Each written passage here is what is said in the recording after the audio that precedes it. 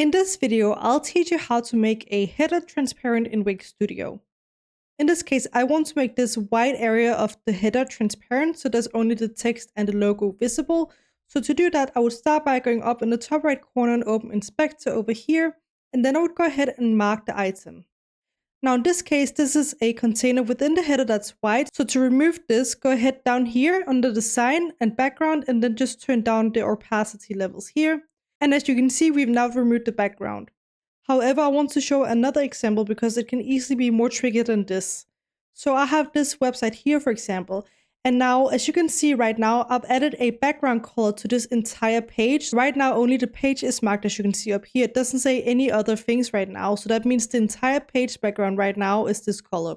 But if this was set as a white background color, it would be really difficult for me to see if I have turned down the opacity levels of the right block or container up here. But let's just try it out as an example. So in this case, I'm going to go ahead and mark this white part up here. And right now you can see I've selected the entire header. So if I go down here and Design right now and I lower the opacity, you can see that we have this kind of beige or brown background color as I said before. But if I just go away from this and change the entire background color of the website to white, it's going to look the exact same. So just make sure you haven't made this mistake, because if you want something like an image as a background, you need to go ahead and drag the image up under it. And in this case, I can't do it because this is split into two different columns. But I can give an example on the other website here. If I, for example, were to drag this picture down, it's not going to look that different because right now the image isn't underneath the header menu.